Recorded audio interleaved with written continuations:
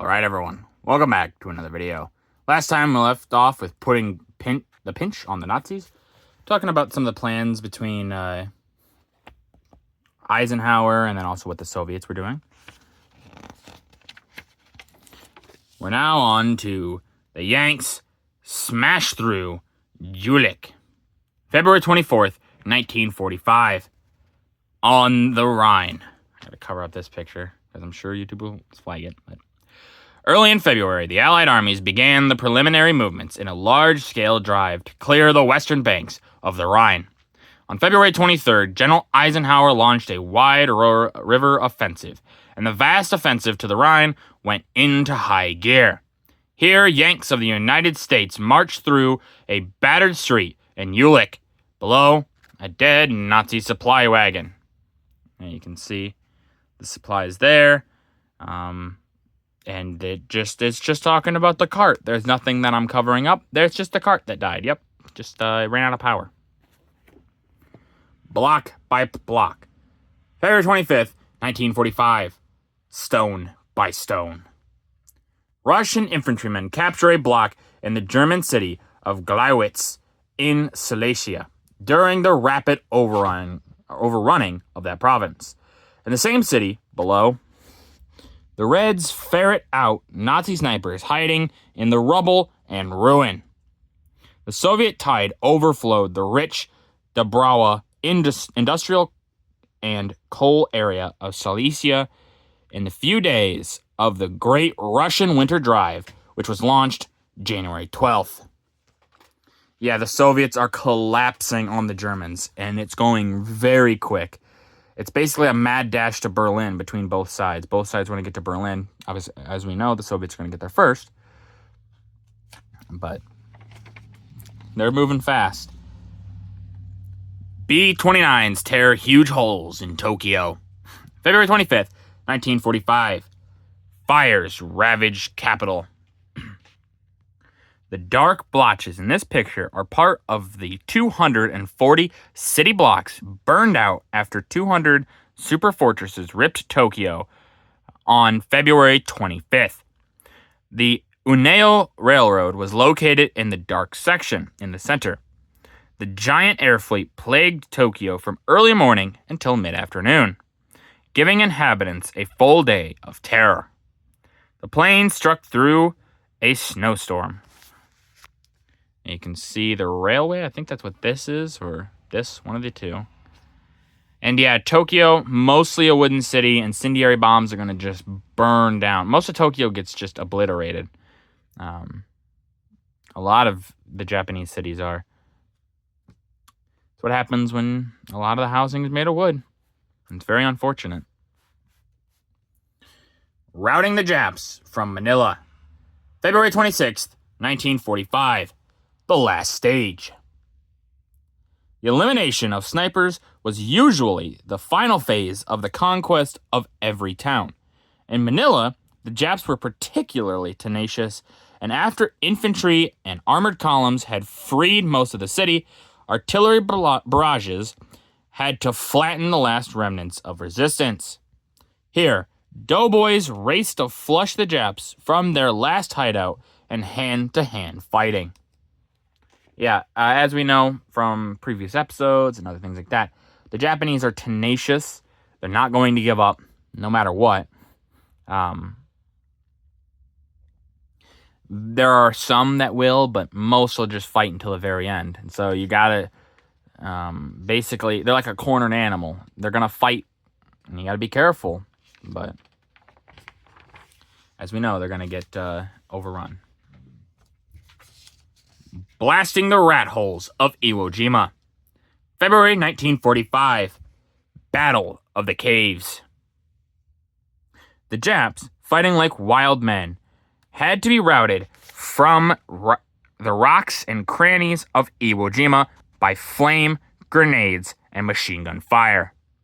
Here, one Yank infantryman poises himself at the mouth of a Jap-infested cave, while another Yank stands ready to back him up with a Tommy gun. Yeah, the Japanese basically have the caves. They have man-made, natural, and they're going to hide in every nook and cranny to be a defensive annoyance, basically. And so the Allies are going to do everything they can to try to flush them out. Like I said, grenades, flamethrowers, that kind of stuff. And I would say this is probably some of the worst war deaths, really. Some of the worst. Not necessarily the worst, but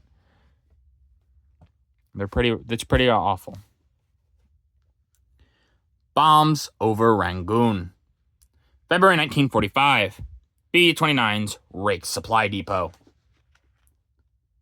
As our superfortress ranged far and wide, no corner of the Japanese stolen empire was safe. Here, a load of bombs falls like snow over a supply depot near an airfield north of Rangoon, Burma. The big planes operating in daylight from bases in India started huge fires along ammunition dumps, and one column of smoke was seen rising to a height of 10,000 feet. Yeah, so obviously, like they said, these are all bombs falling on the supply depots. The Japanese got a lot of these through everywhere. They've built up decent defensive positions. So the only way you're going to get them out is through air power, through artillery, anything you can to just blow them out of where they are. So these planes are going to do a pretty good job at that. A bouquet of bombs for Munich, Gladbach. February 1945. Funeral flowers. This cluster of incendiaries and high explosives descended on rail yards at Munich and Gladbach. My bad. As the Allies drove towards the large German city in February. In this particular attack, 1,250 American U.S. Army 8th Air Force B-17 Fortresses and B-24 Liberators raided 11 rail yards to snarl German communications and seal off the industrial Ruhr from the rest of Germany. Yeah, they're closing in on Germany. It's losing everything. It's not going to have industry. It's not going to have really food at this point. Nothing is safe. And the Germans are going to be basically in a tightened grip. On one side, the Russians, and the other, the Americans, the British, and the French, and other places. The price for the island of Iwo. February 1945. They died for their country. Although American casualties were heavy on Iwo Jima, Admiral Richmond K. Turner and Lieutenant General Holland M. Smith, who led the invasion, said that 5 Japanese were killed for every Marine who died. This would mean some 4,000 American deaths. In the first 3 or 4 days of the fighting alone, the rate of casualties was greater than Tarawa and Saipan. In the first 48 hours, 648 Americans were killed, 4,168 were wounded, and 650 were missing.